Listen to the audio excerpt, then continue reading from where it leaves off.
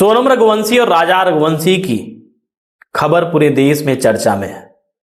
मध्य प्रदेश का एक कपल जो कि मेघालय जाता है हनीमून पर, 4 दिन बाद ही दोनों का परिवार से संपर्क टूट जाता है और फिर 2 जून को राजा रघुवंशी की डेड बॉडी मिलती है, जिसके बाद से परिवार वाले अपनी बहू की तलाश कर रहे थे। सोनम के घर वाले अपने बेटी की तलाश कर रहे थे कि अगर बेटी कैसी है। कल रात को 1 बजे के आसपास सोनम मिलती कहां से है तो उत्तर प्रदेश का एक ढाबा है गाजीपुर में, काशी ढाबा, वहां मिलती है। बकायदा कैसे वो पहुंची, बकायदा ये अभी भी रहस्य बना हुआ है। सोनम अभी कुछ भी बोलने की स्थिति में नहीं है। मेघालय पुलिस का दावा है कि सोनम ही अपने बॉयफ्रेंड के साथ मिलकर राजा रघुवंशी की हत्या करा दी। लोगों का यह कहना है कि अगर ऐसा कुछ था तो सोनम को शादी नहीं करनी चाहिए थी। परिवार वालों का यह कहना है कि ऐसा कुछ भी नहीं है। जो मेघालय पुलिस है वो इस केस को दबाने का प्रयास कर रही है और जो हत्या का इल्जाम है वो मेरी बेटी के सिर मढ़ा जा रहा है। बड़े आश्चर्य की बात है कि जिस सोनम की तलाश मेघालय में थी, मेघालय के आसपास था, वो सोनम यूपी कैसे पहुंच गई। इधर राजा के घर वालों का भी कहना है कि जो मेघालय पुलिस है उसके जो जांच का तरीका था वो संतोषजनक नहीं रहा। तमाम सवाल आपके भी मन में चल रहे होंगे कि अगर ऐसा कैसे हो गया कि सोनम यूपी कैसे पहुंच गई। फिलहाल सोनम जो है उत्तर प्रदेश पुलिस के कस्टडी में है। मेघालय पुलिस आएगी, उसको लेकर जाएगी। लेकिन क्या कुछ मामला रहा, उस तहकीकात को समझिए और खुद सोचिए आखिर ये मामला पेचीदा है और इसका जो निष्कर्ष निकलेगा वो सच में हैरान करने वाला होगा। 11 मई को सोनम और राजा रघुवंशी की शादी होती है, अरेंज मैरिज थी। राजा जो कि एक बड़ा ट्रांसपोर्ट कारोबारी, 20 तारीख को दोनों हनीमून के लिए निकलते हैं। इधर 19 तारीख को राजा रघुवंशी अपनी मां से कहता है कि मेरा कहीं जाने का भी प्लान नहीं था, लेकिन अचानक से सोनम ने टिकट कर दिया है, हम लोग कल मेघालय जा रहे हैं। मां से पूछता मैं क्या करूं। मां बोलती है कि जब टिकट हो गया बेटा तो चले जाओ। 20 तारीख को दोनों मेघालय की शिलांग पहुंचते हैं, वह बाकायदा होटल लेते हैं, रुकते हैं और इस बीच घर से परिवार वालों से संपर्क भी हो रहा था।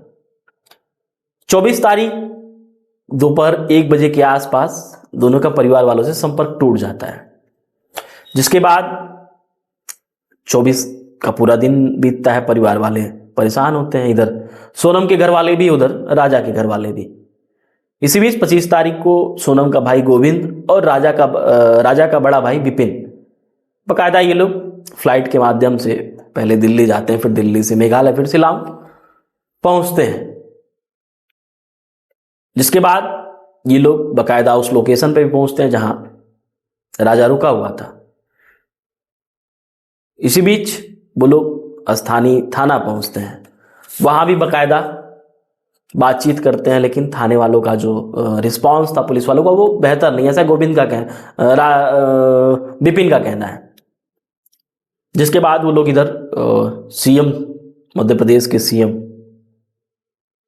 मोहन यादव से संपर्क करते हैं। मोहन यादव बाकायदा गृह मंत्री से बातचीत करते हैं। गृह मंत्री जो वहां के सीएम है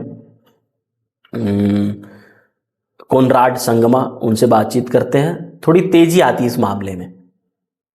इसी बीच चूंकि बारिश भी हो रही थी तो जो जांच पड़ताल का एक प्रक्रिया है वो बीच बीच में रोकना पड़ रहा था। इसी बीच 2 जून आता है। 2 जून को राजा रघुवंशी की डेड बॉडी मिलती है।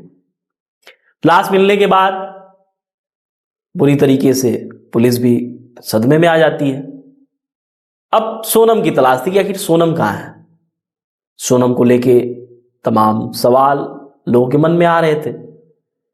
सोनम की तलाश तेज हुई। घर वालों का यह कहना था कि ऐसा तो नहीं है कि जो हमलावर थे वो पहले राजा को मार डाले और फिर सोनम को लेके फरार हो गए, मतलब किडनैप कर लिए।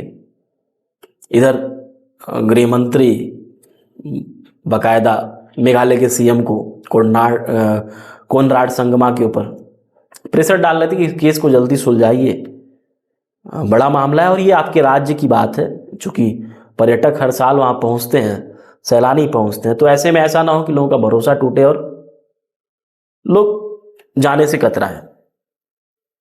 इसी बीच जो मेघालय पुलिस है वो कह रही थी कि हाँ, मैं जांच पड़ताल कर रहे हैं, अपने हिसाब से किया जा रहा है।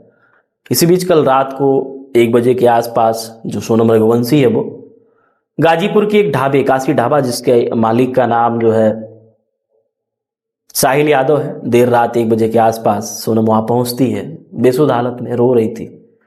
साहिल पूछता है, चूंकि एक परिवार भी उस ढाबे में खाना खा रहा था, एक महिला ढाढ़स बढ़ाती है, सोनम को समझाती है। अच्छा, तब तक किसी को नहीं पता था ये वही सोनम रघुवंशी है जिसके बारे में पूरे देश का जो नेशनल मीडिया वो दिखा रहा है कि आखिर कैसे एक कपल जो है हनीमून के बाद हनीमून पे मेघालय जाते हैं और वहां से फिर वो गायब हो जाते हैं। कुछ दिन बाद पति की लाश मिलती है, पत्नी अभी भी गायब है, उसकी तलाश जारी है। चीजें साहिल और वो जो परिवार मौजूद था कोई कुछ समझ नहीं पाते। फिर वो फोन मांगती है कि मुझे अपने घर फोन करना है। वो रात को 1 बजे अपने पिता को फोन करती है, देवी सिंह को। देवी सिंह थोड़ा घबराते हैं, पूछते हैं कहाँ हो। फिर अपने बेटे गोविंद से बोलते हैं कि बात करो, बाकायदा वीडियो कॉल के माध्यम से सोनम रघुवंशी से बातचीत किया जाता है तो पुष्टि होती है कि वही सोनम है जिस सोनम की तलाश पूरे देश को है। तलाश मेघालय पुलिस को पूरा देश जानना चाह रहा है। तत्काल गोविंद राजा रघुवंशी के बड़े भाई विपिन को फोन करते हैं, बोलते हैं कि बहन यहाँ मिली है। जिसके बाद पूरे मामले को लेकर तूल पकड़ता और फिर सोशल मीडिया पर बाढ़ आ जाती है कि सोनम बेवफा है। अभी सोनम कुछ भी बोलने की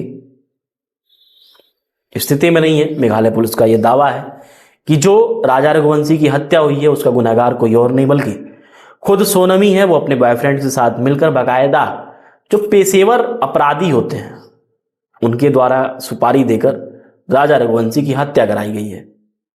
एक तथ्य कहीं ना कहीं ये समझ में भी आता है कि आखिर कैसे मेघालय से वो यूपी पहुंच गई।